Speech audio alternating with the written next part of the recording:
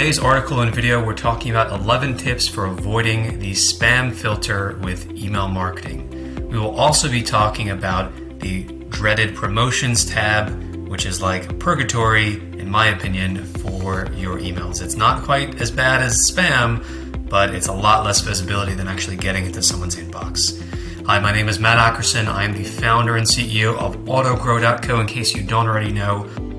AutoGrow is a multi-million-dollar company that was founded 13 years ago.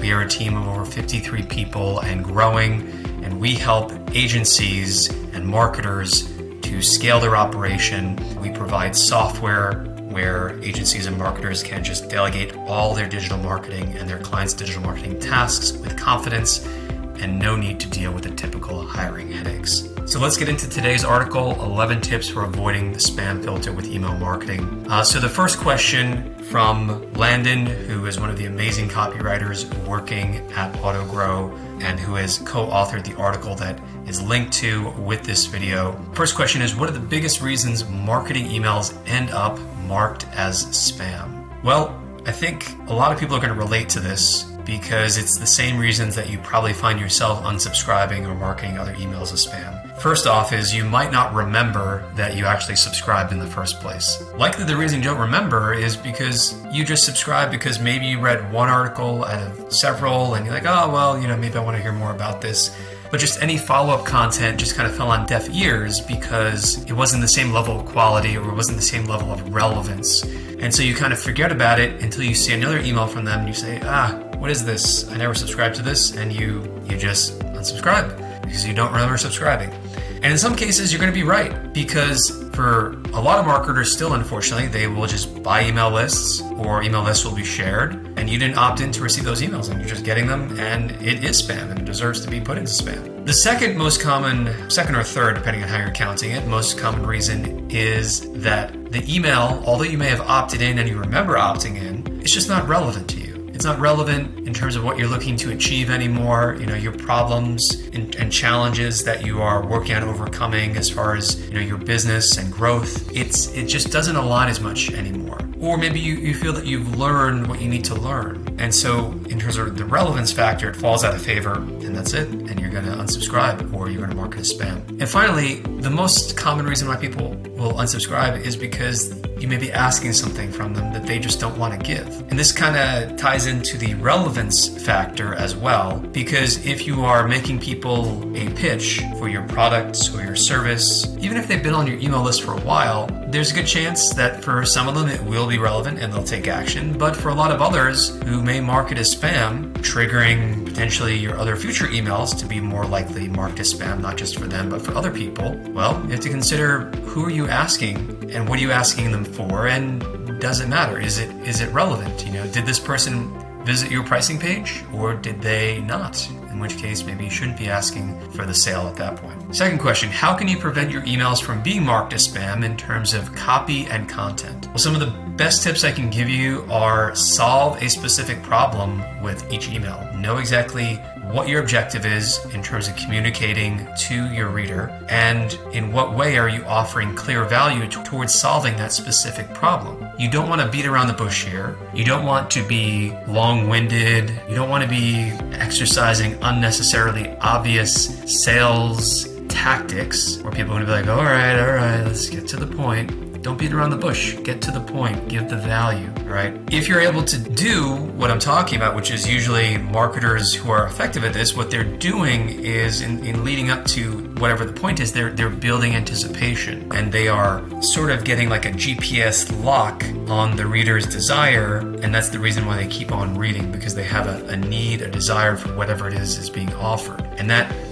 innate desire is what drives them forward to continue to read and continue on down the page, down the email, and eventually to whatever is being offered, to read an article, to go get a new lead magnet, or to go buy something. Something else as far as content, this doesn't really pertain to the copy and content of the email so much as it pertains to what I was alluding to in the first question, which is relevance, and specifically around sending the right message at the right time to the right people. This is part of what we do at AutoGrow with our own funnel.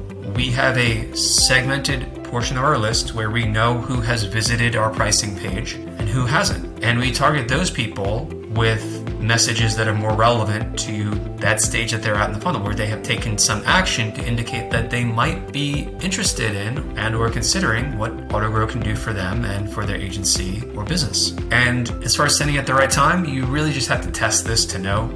The typical best times, usually Tuesday morning and Thursday morning. A lot of surveys and research seems to indicate that. But there is a local optimum that you can probably discover for your business or your target market. You just have to be testing. Something else as far as copy and content to avoid the spam filter is avoiding certain keywords. And this may sound obvious, but it can get overlooked. Most email tools will alert you to this, but sometimes you might overlook it. There was once or twice where I think we overlooked the spam score and campaign didn't perform as well. So you want to avoid certain words where you're hyping it too much, because you might think that you're actually even getting around that, but spam filters have become increasingly sophisticated as far as like where to place your email. And we are in the AI age now. We're in the age of AI. And spam filters are not so just binary in terms of like, if you don't use the words guaranteed or you don't use the word money, you're in the green. No. The email content itself is scanned, and the behavior of people who are on your email list who interact with that email early on is analyzed by these spam filters. And if you don't get put into spam, you may get put into purgatory, which is the promotions tab. So don't just focus on keywords, although that is very important, like avoiding the words like guaranteed or guarantee and money, make lots of money, go. You also want to focus on like what's the overall tone? How aggressive are you being with just trying to get people to do something? Because that's usually the point of any email. You have a specific goal in mind as a marketer, okay, or as an agency looking to help your clients' email campaigns to perform. And you need to be cognizant of, okay, how aggressive are we being? So it's usually that level of marketing aggression, we'll say, or directness that will determine where your emails go and where they don't go. So be aware of that. And finally, for this question, writing a message that's not too long, but also not too short either.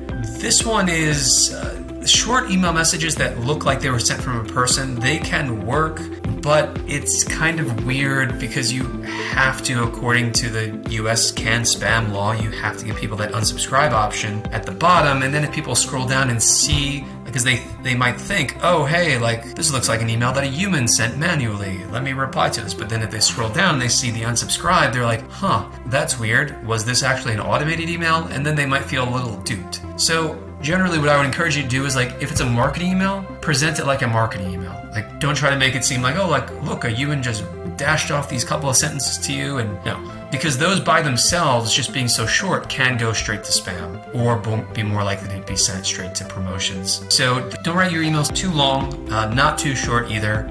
Super long emails, just the reason for that is that they just won't get read. And the most important content or the most important goal of an email is that you want it to be opened and you want it to be read.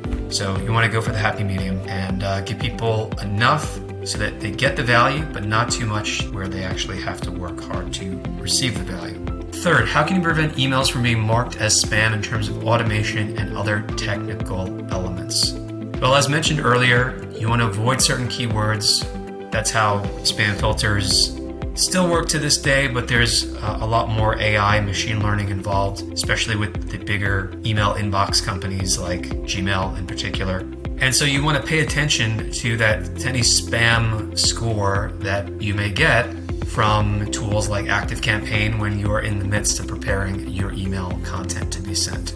In addition, something that we have found at AutoGrow to work is regularly updating the content of your emails in your automations. This is probably because email inbox companies like Gmail, Yahoo, and others, they can probably detect if an email is the same again and again and again over a period of time to different people. They probably know that it's an automation. And with many automations, they may think, okay, well, this is just marketing, even if, you are focused on giving value. So to help keep your content fresh, you should, and stay out of both the promotions tab and the spam filter or spam box, you should update your content on ideally a monthly, if not quarterly basis would be a best practice. Because we found that when we have done that, results go up in terms of click-throughs, in terms of open rates, in terms of conversions. And it's kind of annoying because the great promise of automation, right, is that you can create it once and then it just runs. And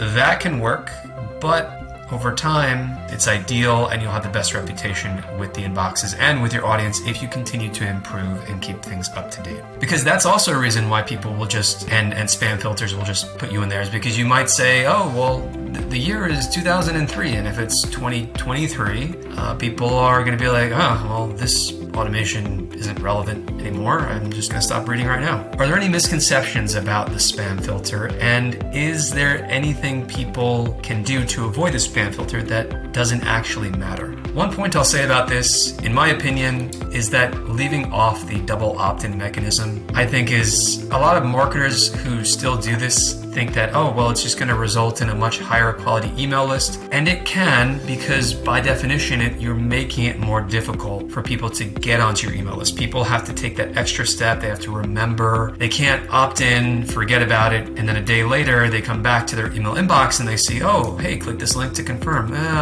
Their content wasn't that good. I'm not going to click it. I think, in my opinion, it all comes out as a wash in the end. What really matters is the quality of your content. Are you giving value? Are you not selling too aggressively? Are your messages not too long? Are you delivering relevant messages to the best extent possible? That is what matters more, because if you're asking people, for instance, to double opt-in, you might get less people and higher quality overall. And on the flip side, you might get more people and slightly lower quality in terms of engagement, because those people didn't have to jump through that extra hoop you would have set up for them with the double opt-in. But it's all a wash, because if you have more people on your email list, it's more opportunity, yes, but again, I think it really comes down to the quality of the content in the end. So I would say that is one of those things that doesn't really matter so much, and maybe a misconception. And in general too, if you get people on your email list and they're not engaged, you should just be cleaning your email list on a quarterly or at least twice per year basis.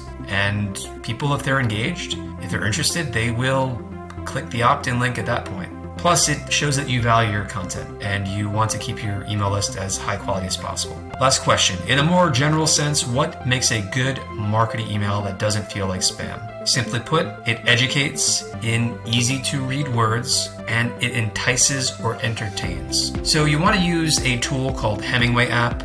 We use it on a regular basis and have for many years at AutoGrow in terms of writing content and copy that converts. Because words that are complex, that are considered maybe vocabulary words, yeah, you might, or your team might, feel smart using them, and maybe they are actually entirely appropriate to use to really convey what you are trying to get across. But if someone has to break out a dictionary, or even if they know the word, right? I grew up speaking English in the US, and I know the language relatively well, I think. But if someone uses language or words that are not visual, that are conceptual purely, that have many syllables, and that I have to kind of unpack in my mind, I have to sort of dissect the word, think about it, you're creating unnecessary friction for your reader. And that means they're less likely to read it, or at least to continue to read it, because it requires more effort to read your stuff. And if it requires more effort to read your stuff, they're less likely to continue reading it, which means you're more likely to end up in promotions and ultimately, potentially, in the spam folder or just a regular unsubscribe, and you don't want that. The second part of it deals with entertaining or enticing people. People like to be enticed. It gets you excited, right? One marketer who I admire, who I think is really good at this, is Alex Hormozi. Alex Hormozi, he's marketing to gym owners. That was his niche, and now he's kind of broadened to kind of be talking about making money, right? And he has a YouTube channel. He's grown rather quickly, and people are usually selling in terms of online things. It usually falls into one of three categories. There's relationships is a big one, money is another big one, and health is the third. So he's in the make money niche more or less. And what he's really good at is there's a method. I'm still actually understanding it, but it's used by a lot of other marketers. I'm just using him as the latest example that I found, where you listen to it and you get excited. You're like, oh man, like the possibilities.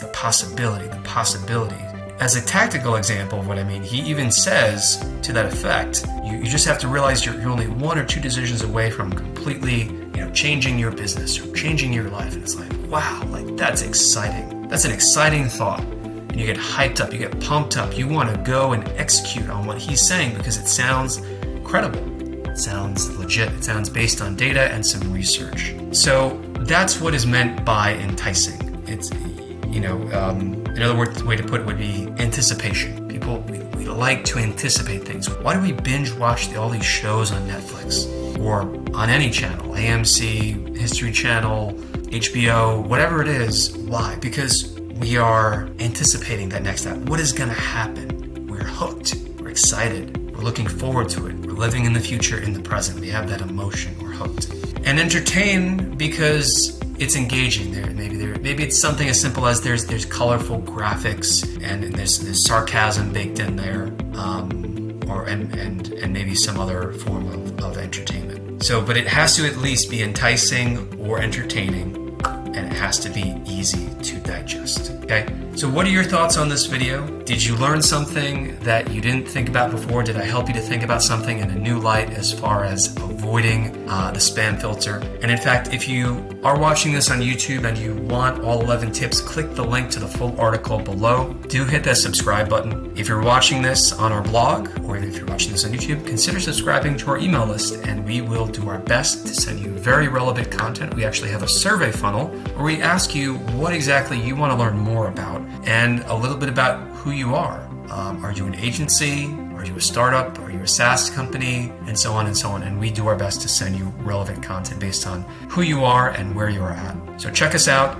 for that at autogrow.co along with the autogrow.co service. Because with AutoGrow, especially for agencies, we can help you to scale to your first or next million by helping you to sell and grow as fast as you can sell. We offer 16 skill sets for one flat monthly price, and you can delegate at this time up to 10 active tasks or projects, in other words, at a time. So check us out at autogrow.co. Thank you very much. See you on the email list and in the inbox.